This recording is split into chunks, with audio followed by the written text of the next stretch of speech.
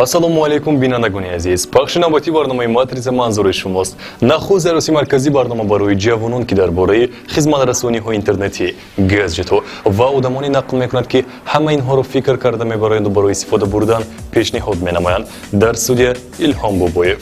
хотиррасон менамоем ки ҳамкори барномаи матрица ширкати T-Cell мебошад. ширкати T-Cell баҳри муштариён бастаи муфид интернети G+-ро пешниҳод менамояд. ҳангоми пайваст намудани бастаи G+ ба шумо 2 маротиба бештар трафики интернетӣ бо ҳамон нарх пешниҳод мегардад. акнун трафик дар бастаҳо ба шабу рӯз баробар тақсим карда шуданд. яъне ҳангоми пайваст намудани бастаи G+ 2000 мегабайт рӯзона ва 1000 мегабайт шабона интернет пешниҳод мегардад. бо T-Cell бозам бештар интернети баландсурат. имрӯз дар матрица Windows дар як рӯз тақрибан 10 миллион ҷамъ намуд. боздиди хабарнигорон аз буми ҷаҳон бо ҳамроҳи T-Cell, Lego электрогитара ва роботҳо. ҷавонони тоҷик чиҳо ихтироъ мекунанд? бо матрица ҳамеша огоҳ ва доимо дар тренд бошед. бозиди хабарнигорон аз буми ҷаҳон бо ҳамроҳии T-Cell. рӯзҳои 27 ва 29 июл дар шаҳри Хорух фестивали буми ҷаҳон, фестивали мусиқӣ ки ҳамасола ташкил мегардад, баргузор гардид. дар ин фестивали мусиқӣ теъдоди зиёди ҳунармандони манотиқи мухталифи Тоҷикистон ва аз кишварҳои дуру наздик иштирок намуданд. дар ин ҷо таи 3 рӯз мусиқии зинда садо доду ҳунарҳои мардумӣ муаррифӣ шуданд ва шорабиниҳои фарҳангӣ дуир гаштанд. олимони исроилӣ барои кӯҳансолон роботеро ихтироъ намуданд. ин робот метавонад ба хислати соҳибаш мутобиқ шавад, овозашро мешиносад ва инчунин ба ӯ кӯмак мерасонад. инчунин навгонӣ метавонад бемония бо одамон дӯст шавад. мехоҳед бештар аз олами хайтек огаҳӣ пайдо намоед? пас марҳамат ба медиапартнери мо бахши матрица ки бо ҳамкории ширкати T-Cell таъсис дода шудааст.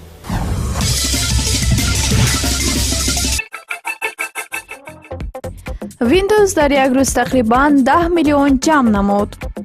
дар оғози соли гузашта ширкати GPD бо муваффақият барои баровардани компютери мобилии GPD пакети 7 дюйма маблағ ҷамъ намуд. дар ин ҳафта бошад барои модели GPD пакет 2 ки аз модели гузашта хубиҳояшро замъ намуд, ҷамъ намудани маблағ оғоз шуд. ӯ хурд ва содда мебошад. барои чунин хусусиятҳо истифодабарандагон баҳои баланд медиҳанд ва талаботи зиёд. мисоли эътимодбахши ин гуфтаҳо он аст ки дар камтар вақт онҳо тақрибан $1 миллион ҷамъ намуданд. муҳандисон мегӯянд он дар 2 намуд, яъне бо хотираи муваққатии 4 ва 8 гигабайт пешниҳод мешавад. барои пешфармоиши аввалин $529 ва дуюмин $599 лозим аст. ноутбукҳои тайёр оғози моҳи октябри ҳамин сол ба истифодабарандагонашон супурда мешаванд. дар асоси GPD пакет 2 протсессори 2 ядрогии Intel Core MC730 қарор доранд. он дар асоси системаи оператсионии OS Windows 10 Home корбарӣ мешавад. дисплеи сенсори HIPC бо басомади 1920 бар 1200 пиксел бо шишаи Gorilla Glass 4 пӯшонида шудааст. хотираи асосии он бошад 128 гигабайтро ташкил медиҳад. гаджети киссагӣ бо системаҳои Wi-Fi, Bluetooth ва 3 порти USB-C 1 таҷҳизонида шудааст. ғунҷоиши батарея 6800 мАh буда, ба гуфти мутахассисон он метавонад то 6-8 соат аз он фаъол бошад. дастгирии нерӯгии тез имкон медиҳад ки таҷҳизот дар 30 дақиқа то ним пур шавад. он метавонад аз дилхоҳ гаджет нерӯ гирад. андозаи навгонӣ 181 бар 113, вазнаш 465 грамм аст. рӯзҳои 27-29 июл дар шаҳри Хорух ҷашнвораи буми ҷаҳон, фестивали мусиқӣ ки чанд сол боз теъдоди зиёди ҳунармандони манотиқи мухталифи Тоҷикистон ва кишварҳои дуру наздикро ба ҳам меорад, баргузор гардид. дар ин ҷо то таи 3 рӯз мусиқии зинда садо доду ҳунарҳои мардумӣ муаррифӣ шуданд ва чорабиниҳои фарҳангӣ доир гаштанд. имсол ширкати телекоммуникатсионии T-Cell ҳамчун шарики расмии баргузории ҷашнвора ҳузур дошт. Ширкати Дисел барои иштирок дар ҷашнвора ва инъикоси ҷараёни он гурӯҳе аз журналистонро, ки дар нашрию радио, хабаргузорӣ ва расонаҳои онлайнӣ фаъолият менамоянд, даъват кард. Рӯзноманигорон ҳамроҳ бо намояндагони ширкати мухобироти сафар ба Помиро тавассути шоҳроҳи бузург оғоз карда, дар роҳ бо фарҳангу тамаддун, ҳунарҳои мардумӣ, урфу одати мардумони минтақа ошно гардиданд. Ҷашнвора ҷиҳати табодули фарҳангӣ ва ҳифзи дастовардҳои мадании мардумони мухталифи дунё ҳамасола баргузор гардида, дар ин раванд комёб низ шуданд. Имсол дар фестивал меҳмонон аз Иёлоти Муттаҳидаи Амрико, Афғонистон, Қазоқистон, Қирғизистон ва ҳама манотиқи Тоҷикистон ҳунару маҳорати худро ба маъраз гузоштанд. Барои нахустин бор дар ҷашнвора гурӯҳи ҳунармандон аз кишвари ҳамсояи Ӯзбекистон ширкат доштанд. ҳузуру ширкат ва ҳунарнамоии онҳо аз ҷониби иштирокчиён истиқболи гарму самимиро дар пай дошт. Дар ин ҷо хабарнигорон имкон пайдо карданд, ки аз ҷараёни баргузорӣ ва идомаи ҷашнвора нафор бардоранд, акс бигиранд, бо ҳунармандон алоҳида суҳбат кунанд. Ҳамчунин бархе аз журналистон расми ибтидои ҷашнвораро тавассути эфири мустақим, яъне онлайн, дар шабакаҳои иҷтимоӣ пахш карданд. Тисел дар оянда низ тасмими ташкил ва баргузории сайрҳои матбуотӣ ба минтақаҳои дурдасти Тоҷикистонро дорад. олимони исроилӣ барои кӯҳансолон роботеро муаррифӣ намуданд. Эли Кю ба хислатҳои соҳибаш мутобиқ мешавад, овозашро мешиносад ва метавонад вобаста ба эҳтиёҷот пешниҳоди гуногун намояд. Инчунин афғонӣ метавонад бемонеа дӯст шавад. Бозори робот ёрдамчиҳо барои кӯҳансолон мунтазам пур мешавад ва лоиҳаи ғайримуқаррариро интизор шудан мушкил. Аммо олимони исроилӣ тавонистанд ғояи ғайриоддӣ пешниҳод намоянд. Ширкати Intuition Robotics навгони Эли Кюро муаллифӣ намуд. Роботи нав барои онҳо равона карда шудааст, ки аз пешрафти технологияи муосир ҳарос доранду дар хонаашон пир шудан мехоҳанд ва бо ҳамаи ин дар алоқа буда дӯсти хуб дошта бошанд. Эли Кю тарҳи содда дорад, овозро мешиносад ва ба хислатҳо мутобиқ мешавад. Вобаста ба эҳтиёҷоти соҳибаш ҳар гуна пешниҳод дода метавонад. Барои мисол, бозӣ ё тамошои ягон филм. Инчунин робот имкони хондани паёмакҳо, бо скайп пайваст намудани дӯстон, ёдоварӣ аз қабули дору, ҷавоб додан ба фармонҳои овозӣ ва ғайраро дорад. ҳаҷми нав, имкониятҳои нав. Ба ҳамаи ин дар бастаҳои интернети нави G+ аз Тисел. Акнун интернет 2 маротиба зиёдтар мешавад. Рӯзона истифода баро, шабона ҳамон қадари дигар ба даст ор. Дар ҷаҳони интернет фаъолтарин бош. Маълумот муфассал бо рақами 970 ё дар сомонаи tisel.tj. Бастаи интернети нави G+ аз Тисел. ҳаҷми зиёдтар, имконияти зиёдтар.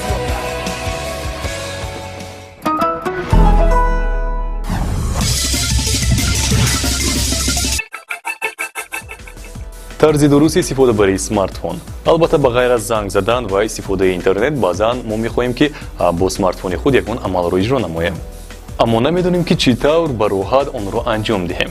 дар ин ҳолат лайфхакҳои матриса кӯмакрасони шумост.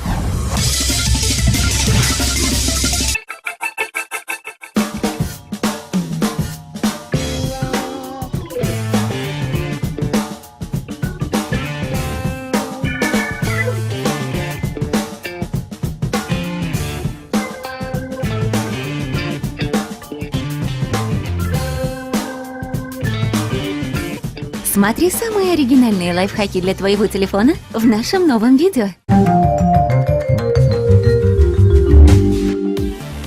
В играх на телефоне ты чемпион? Тогда предлагаем улучшить технику с помощью нашего джойстика. Из пластикового стаканчика вырезаем тонкую спираль.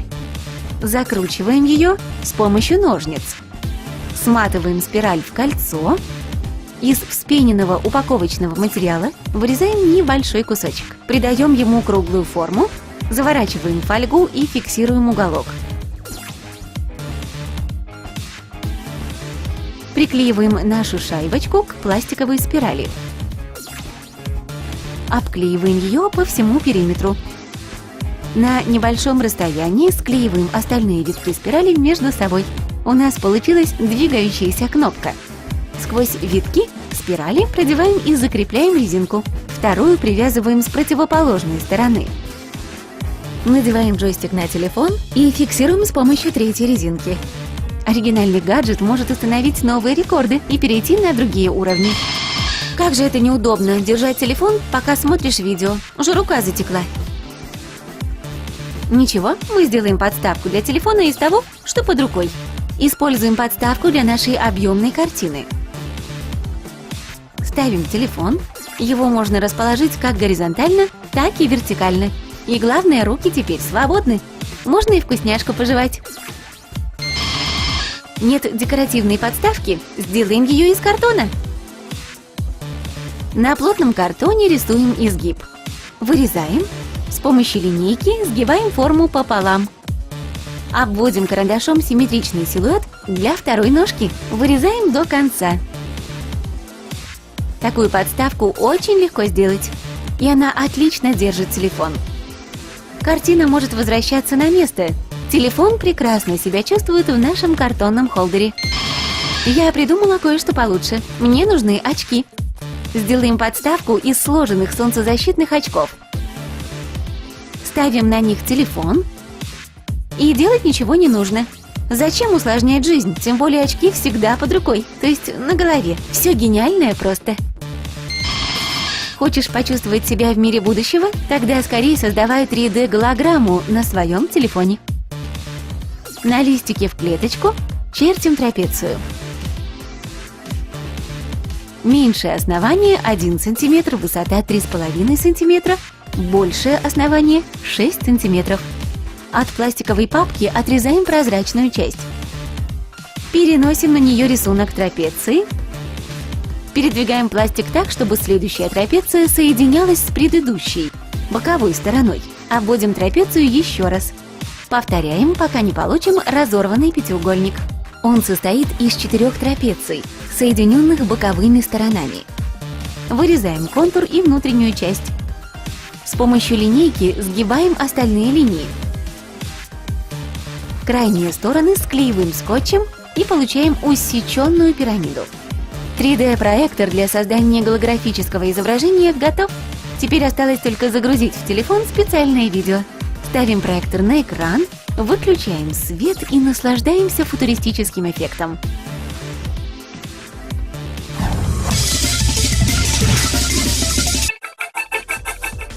роботе ки ба ҷои соҳибаш дарс менависад, партовҳоро меғунорад ва ҳама ҷоро обод мекунад.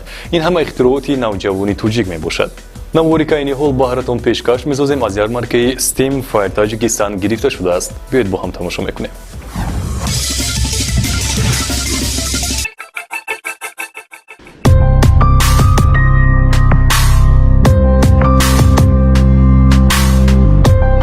Это первая за всю историю Таджикистана ярмарка, которая посвящена Science, Technology, Engineering, Art and Math, то есть наука, технология, инженерия, искусство и математика. Главная цель – это развитие вот этих сфер в Таджикистане, а также вот во всех этих привлекать особенно девушек.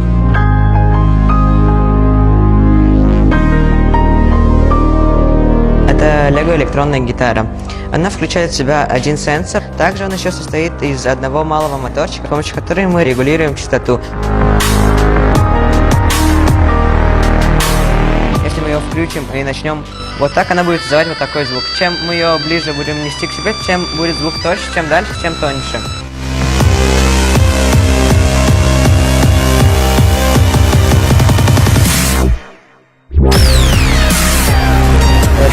Тот самый робот, который очень сильно интересует школьников, ленивых школьников, потому что в школах, особенно по истории, дают очень много писать. Он может написать полностью текст и даже нарисовать что-то.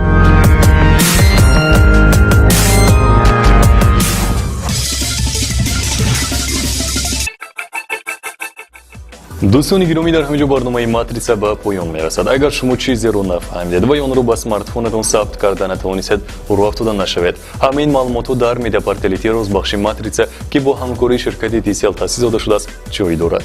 باری دیگر خود رسانه می‌نماییم که همکاری برنامه ماتریسا شرکت TCL می باشد. شرکت TCL بهره مشتریان واسه مفید اینترنتی G+ رو پیشنهاد می‌نماید.